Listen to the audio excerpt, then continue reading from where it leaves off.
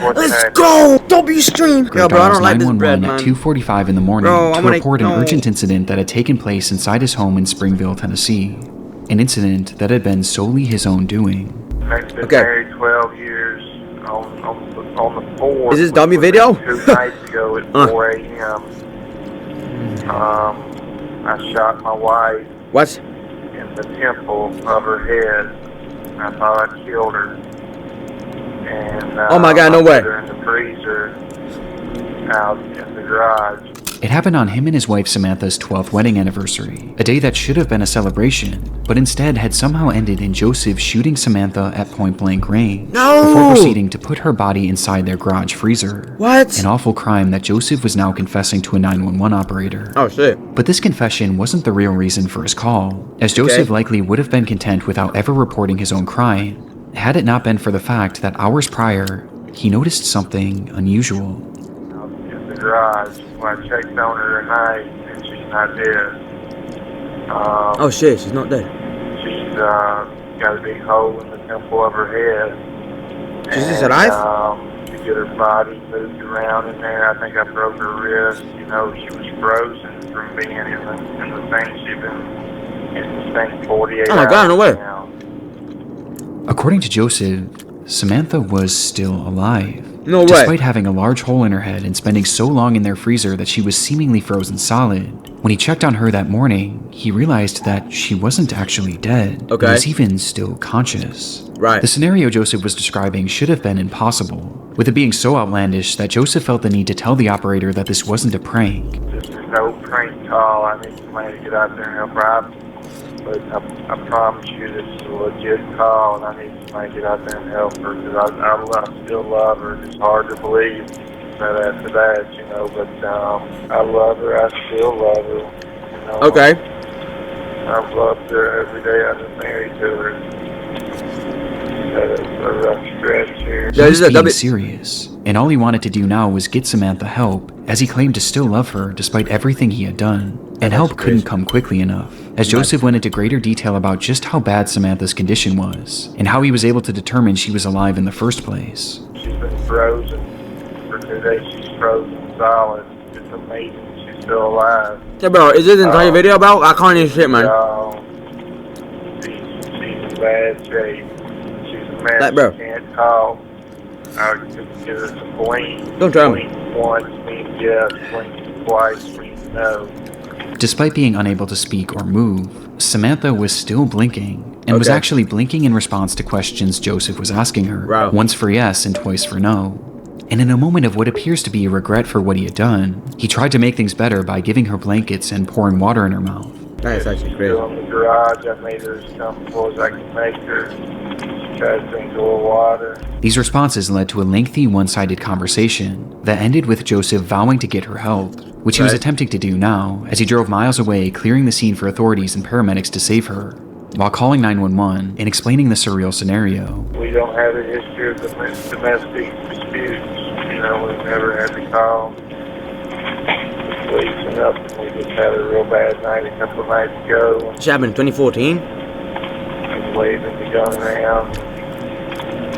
Got myself in trouble. The two had a happy and healthy marriage that, for whatever reason, had turned sour on their anniversary, in what he referred to as a real bad night, where something in Joseph had snapped. But despite admitting to the murder, he made it clear that he had no intention of going to prison. He just wanted to make sure that Samantha was safe. Don't want to get arrested tonight and all that. Telling the operator that they'll find her in the freezer, before ending the call shortly after. You go to the garage, you can't yell for you. You can't yell. You go to the garage, that's where you'll see her once you get to the garage. Sure enough, when authorities entered Joseph and Samantha's home and ventured into the garage, they would see Samantha's red hair flowing out from the side of the freezer, and inside, they would find Samantha herself, frozen completely solid with a gunshot wound to her head, in the same exact manner that Joseph had described. But other than this, it was clear that Joseph's retelling of events was flawed, to say the least, as Samantha hadn't just been placed inside the freezer. She had been jammed inside of it, as if he was desperate to get her to fit inside, so much so that he actually sawed off her left leg, along with making a series of other cuts to her body to get her to fit. And this wasn't even the most damning revelation, with the most important having to do with Samantha's condition. Just by looking at her, it was clear to the first responders that Samantha was dead, and had been dead for days, likely having been killed instantly by the gunshot, meaning that the blinking Joseph had witnessed was entirely hallucinated. It never could have happened, and yet that was his reality. It was fake? He fully believed it. Upon the discovery, Joseph quickly became the #1 most wanted man in Tennessee, and that same day, police would track down his vehicle as he appeared to have been trying to flee the state. But the officers got to him first, pulling him over and then surrounding his vehicle, drawing their guns and preparing for anything. But just as Joseph had said on the phone, he had no interest in going to jail, and that was something he was dead serious about. When officers finally got his car door opened, they would find Joseph Parker in the driver's seat, dead from a self-inflicted gunshot wound to the head. His death made it impossible to fully confirm why he had taken Samantha's life that night, but reports seemed to indicate that he had recently lost his job, and the couple was experiencing financial hardships, putting their home in danger of foreclosure, with this perhaps being the reason the two were arguing on their anniversary. But reports also indicate that this murder didn't happen in the midst of the fight, as evidence points to Samantha having been asleep at the time she was shot, adding some uncertainty to how the situation truly did unfold. But one noteworthy discovery made after the fact was that at the time of his death, Joseph had drugs in his system, which could have been a factor in the murder itself, and it certainly was a factor in the hallucinations he was seeing afterwards, as he stood in his garage having full conversations with the frozen, mutilated corpse of the woman he had just killed. All the while truly believing it was all real, with this 911 call leaving a haunting impression on myself and the many others who have stumbled across it in the internet's darkest corners. Oh, this looks a bit wrong. Oh my god, that was the intro? I thought that was fire. Shopping for clothes used to be a nightmare. You don't blame Ryan. I bet. So how long is this video? Because I'm not like, it's a bit mad. 33 minutes long? I bet. Let's go all day, man. Do you ever feel like you're being watched? No.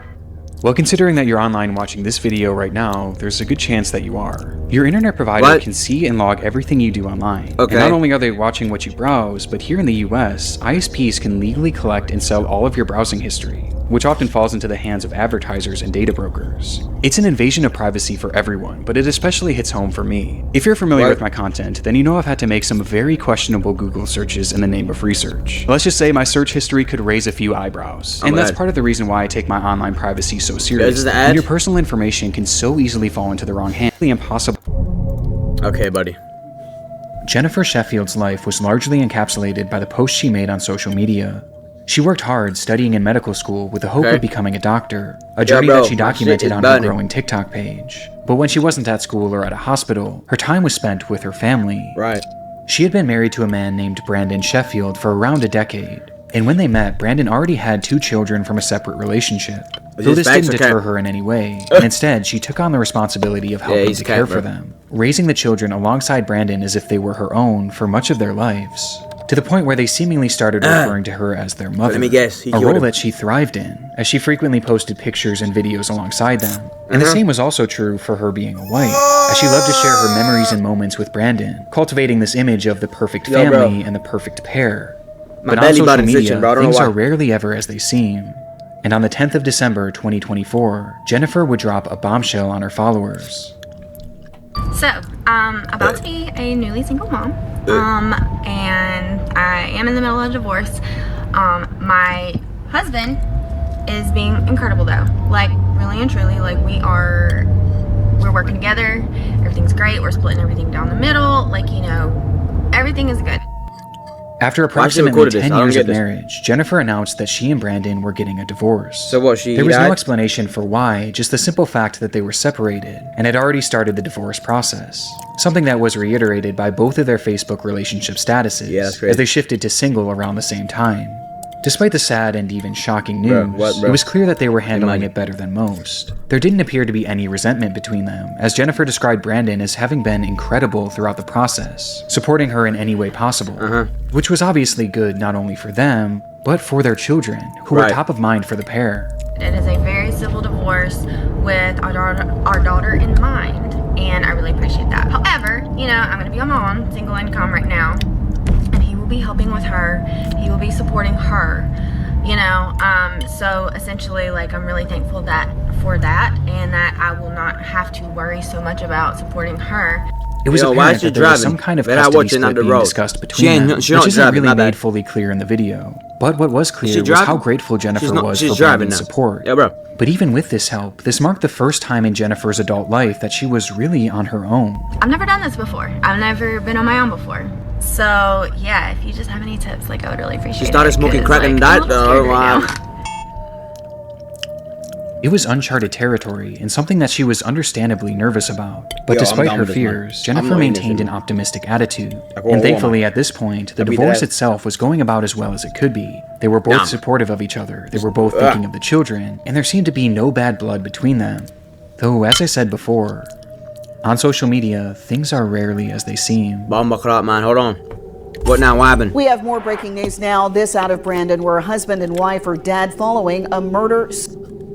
According to Brandon police, the couple was found on Toulon Street this morning after family conducted a welfare check on 30-year-old Jennifer Sheffield.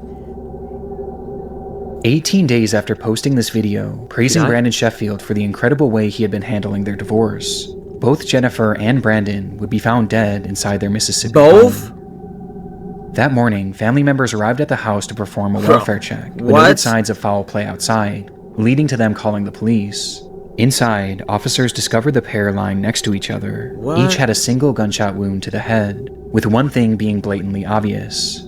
Brandon Sheffield had been the one to pull the trigger both times, shooting Jennifer before turning the gun on himself. What happened that night isn't fully understood, but the motive is fairly clear. This was likely the result of the divorce that Brandon had supposedly been handling so well, though obviously there seemed to be more going on behind the scenes. Perhaps the violence was spurred on by the holiday season, and Brandon's realization that this would be their last as a married couple. Or perhaps he just wanted Jennifer all to himself, and if he couldn't have her, no one could. Since her murder, Jennifer's video has become a morbid piece of internet history, and just seeing how full of hope she was is heartbreaking in hindsight. And because of Brandon's actions, not only was Jennifer robbed of her future, but these children were robbed of their mother figure and their father figure all in one night. And making this even more devastating, some articles have claimed that one of these children was actually in the house during the shootings. What Brandon did was nothing short of evil, but surprisingly, not everyone has seen it this way, as the discourse around this case has somehow led to people actually sympathizing with him, and even blaming Jennifer for her own murder. Sadly, this is just a fraction of the disrespect that Jennifer has faced since her death, as there have been numerous other online controversies surrounding her and her family. Though for the sake of this video, I don't want these to distract from the very real story and the very real victim at its core. A young woman who will now never get to experience the future that she was so hopeful for. I had this feeling this morning for some reason to tell you that it's gonna be okay. You still have a purpose. You've got oh my God, thank you. Pushing. You still have a heartbeat. And that means that you've got to keep going. Okay. Yeah, I was about to say some crazy shit, bro. Stay put. It was unlike anything she had posted before. Throughout 31-year-old Rania Ibrahim's Facebook page, friends, family, and followers have been accustomed to seeing posts of her children, various religious texts, and other media from her day-to-day life.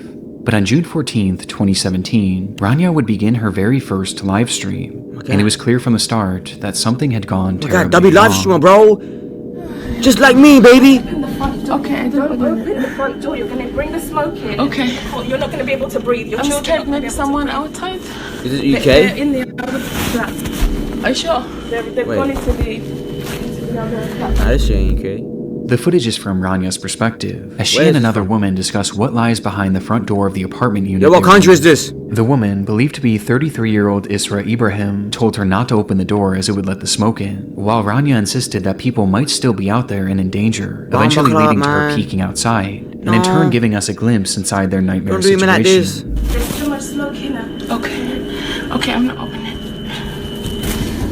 الله لا إله إلا الله في حريق في العمارة لا حول ولا قوة إلا بالله العلي العظيم يا الله.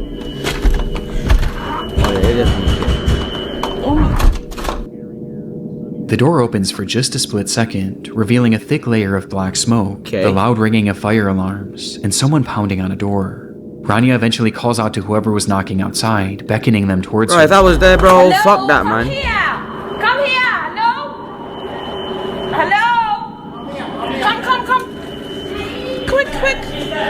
to which 57-year-old Gary Maunders emerges from the smog completely covered in ash. It was a dramatic scene, and one that you can start to piece together based on the footage alone, as it was clear that there was a fire raging inside that apartment complex, and the entire floor Rania was filming on had been filled with smoke. Is this London? Smoke that essentially trapped her and a few others inside this flat. I think I know this. Given the sheer amount of smoke in that hallway, it was obvious why the others in the room insisted on keeping that door closed. But Rania continued to hit back on this, as she didn't want anyone to be stuck out there alone. Habibi, you gotta... No, because the smoke is coming. But the people outside. Yeah, let them... What was happening? Hello?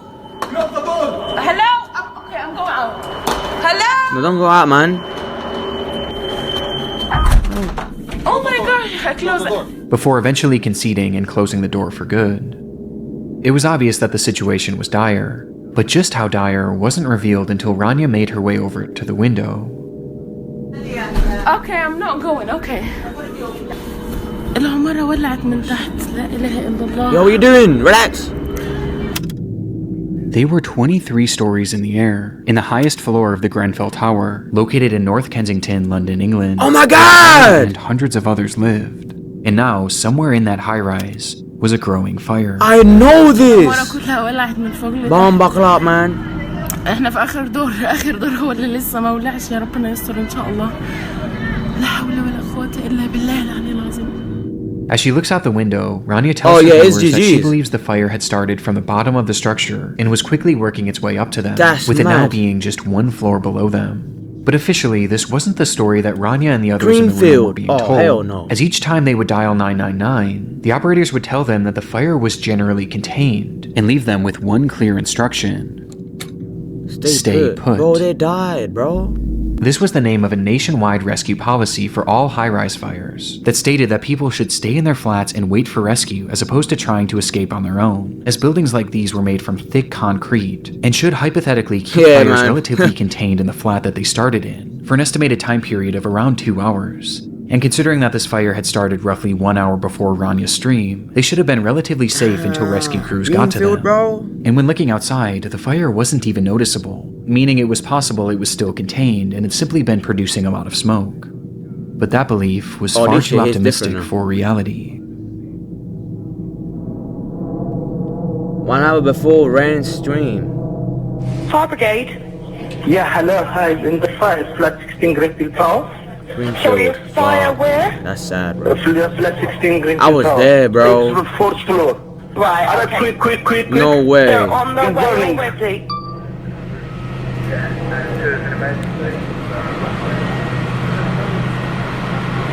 It don't even look that mad.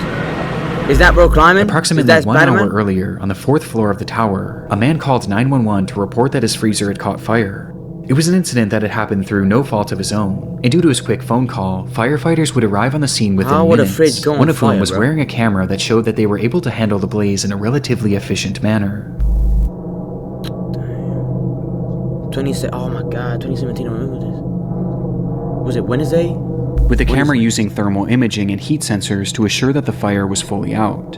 The camera scans around, showing a few items strewn about that were still at relatively high temperatures. But other than that, the room was completely clear, and it seemed as though the fire was out for good, until the camera panned to the window.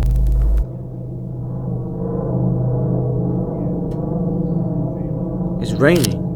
Revealing scorching hot droplets of debris falling from the outside like molten rain. The fire had spread above them and was now burning up the side of the building in a manner that was completely unprecedented and defied any sort of logic based on the firefighters' knowledge of the scene. And by the time they even realized what was happening, things were already out of hand. Oh my God, bro, I was there, bro. Oh my, bro, no way this shit happened. The fire was huge, and within just that first hour, nearly the entire building was engulfed in flames. And Rania was now trapped on the tallest floor, opposite to where the fire was raging. And she wasn't alone.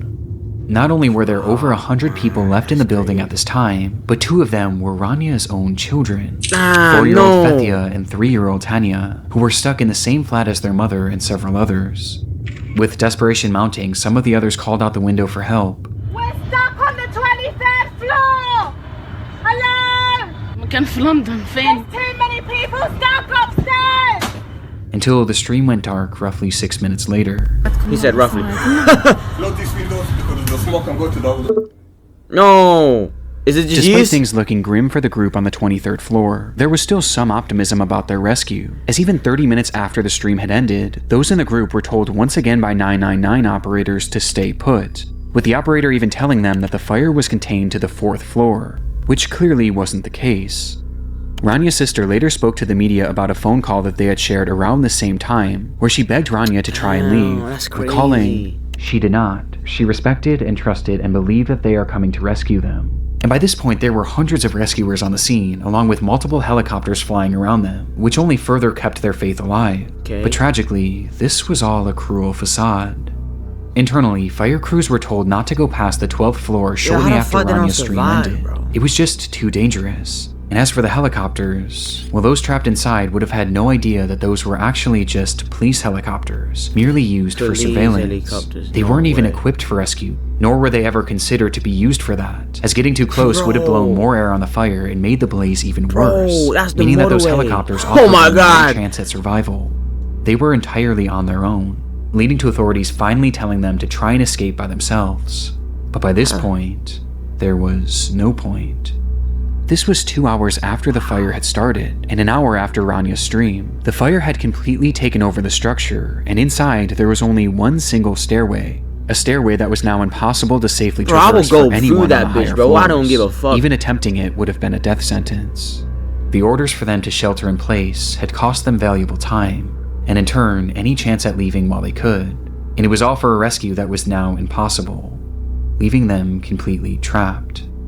Rania, Fethia, Hanya, and everyone else shown in this live stream would perish in what we now know today as the Grenfell Tower Fire, a fire that claimed the lives of 72 people, and one of the worst fire tragedies in Europe's history. 72 And while people. we've covered many large-scale tragedies on this channel before, few have been more preventable than this one. Greenfield, The Grenfell bro. Tower was built back in 1974. Bro! And around the 2010s, its concrete exterior was beginning to look outdated in an area that was experiencing a wave of modernization. The neighborhood was becoming trendier and wealthier, and the tower was becoming an eyesore to some. And so the decision was made by the Kensington and Chelsea Tenant Management Organization, along with the Royal Borough of Kensington and Chelsea, to refurbish the exterior by adding new siding known as cladding to give it a more modern appeal. Wait, what? It was purely aesthetic, but its effects were horrific. I don't remember that. The cladding was created by a company called Arconic, which had tested it numerous times to see how it held up to fire, and the results were awful. I don't. Their Wait, ACM what? cladding received a grading of F, with it being apparent that it was extremely flammable, with some likening it to gasoline due to how quickly it would erupt into flames, while also producing 3 times the amount of smoke as usual fires.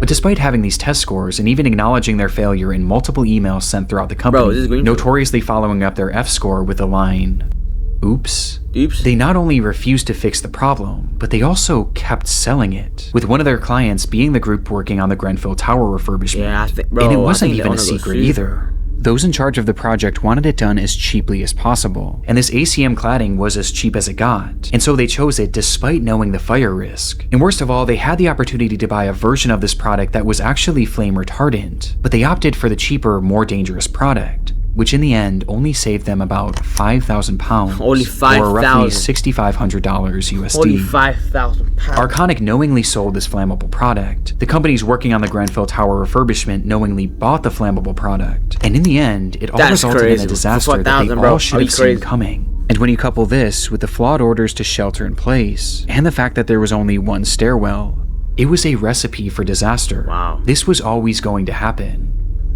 This was a failure on so many levels. bro, for I so saw many it when I parties, saw it when I was and it all when it was traces like back that. to Oh, greed days. and the value of money over the lives of innocent people like Rania and her children. Despite the fire starting 8 years ago, justice has yet to be served, as investigations are still ongoing to this day, leading to an agonizing wait for all those who lost loved ones in the Bro, the blaze, tower's still there, with the bro. trials themselves not expected to start for another full year.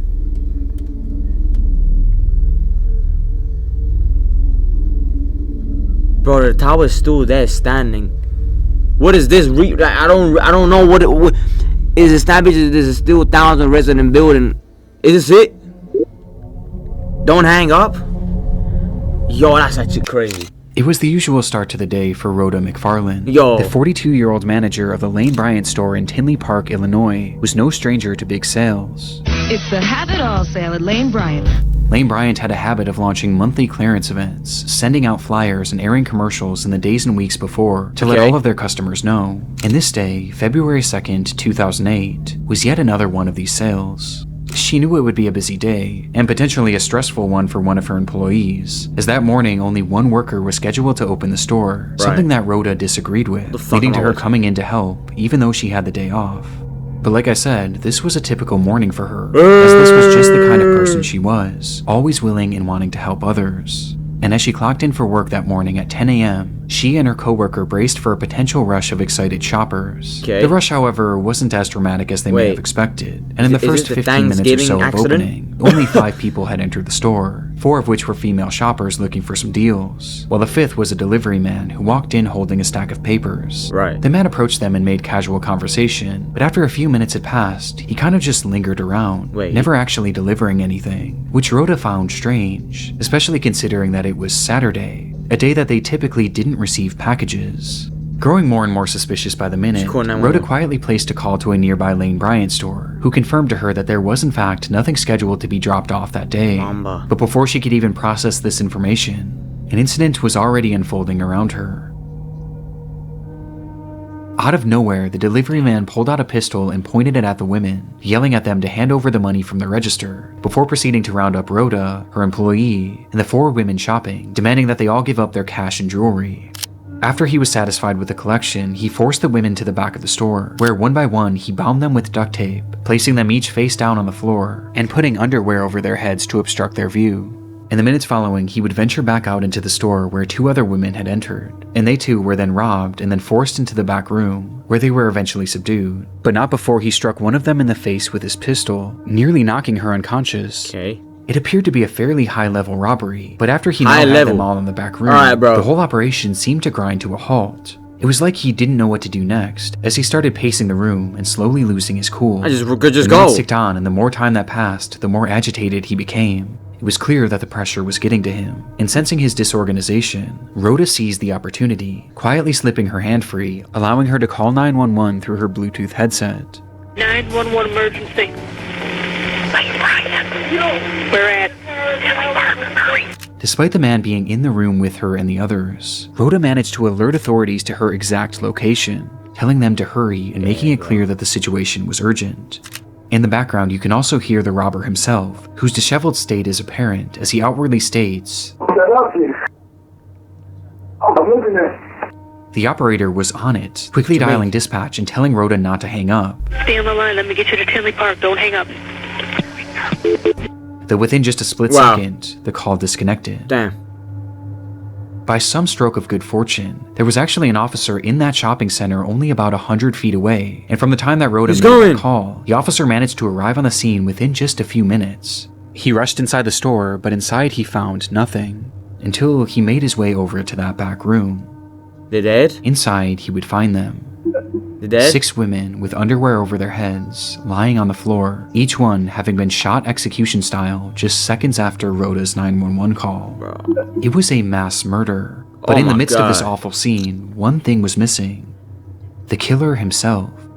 And so authorities flooded the area, scanning and searching all over for the gunman, who was described as a black man with a husky build and a single braid that fell to his right cheek that ended in green beads. And the reason they knew exactly what he looked like wasn't because of security footage, as at the time the store didn't even have any CCTV cameras, but instead, it was because one of the women actually survived. When the man began his executions, he moved his way over to the employee that Rhoda came in to help, and when he fired his gun, she moved at just the right moment, causing the bullet to graze her neck, to which she proceeded to then play dead so that the man wouldn't notice. And thankfully, he didn't. Her testimony is the reason why we know exactly what this man looks like, and why we know what those moments were like before the shooting. But despite this, after doing a thorough search of the area, even utilizing a helicopter, there was no trace of the killer. CCTV footage from a neighboring store showed that just before Rhoda made that call to 911, 2 large SUVs pulled up in front of the building right after the shooting likely occurred. It's believed that both of these SUVs were involved in some way, with one potentially being a lookout and the other likely being the getaway car, explaining how he would have gotten away so quickly. Not to mention that the store was located right near the entrance of an interstate, which could have taken them out of the state extremely quickly. So where's he at now? That was 18 years ago. 18 and today, years ago. Neither the shooter nor the drivers have ever been identified, Bomb buckler. marking a rare instance in which a mass shooting in America went unsolved, Bro, leaving us what- with so what is many this delay, unanswered bro? questions to this day, with one of the biggest being the motive. Where's he at? Police have labeled this as a robbery gone wrong, which does seem to be the case, but why Lane Bryant? And why come in the morning when there was next to no cash in the register? I mean, in total, the killer only made off with about $200. 200, and that's bro? including the cash he stole from the women. One of the main theories today is that the killer had planned on taking customers hostage as they entered the store, but perhaps he grew frustrated at the lack of customers that day, until he eventually noticed that Rhoda was making a 911 call, which caused him to panic and start shooting. But what always gets me about this is that he never covered his face at any point, which makes me wonder if he was planning on killing these women all along. Though if that's true, how could this ever have been worth it? Due to just how bizarre this whole situation is, some have posed other theories, like perhaps this was someone with a drug Sketch. addiction who was looking for quick cash to get his next fix, perhaps explaining his rapidly deteriorating behavior, or even that the suspect was actually a woman who never got caught because police were primarily looking for a male. But it's impossible to know for sure at the moment, and might not ever be known, as despite having survivor testimony, an exact description of this man's face and body, his voice, and even his DNA, which was discovered under one of the victim's fingernails, we still have no idea who this man is, or where he went. So if I find this guy, I'm gonna get 100K. Oh my god, next stream, bro, I'm gonna find him. This is it? No, bro. Bro, don't do me like this, man.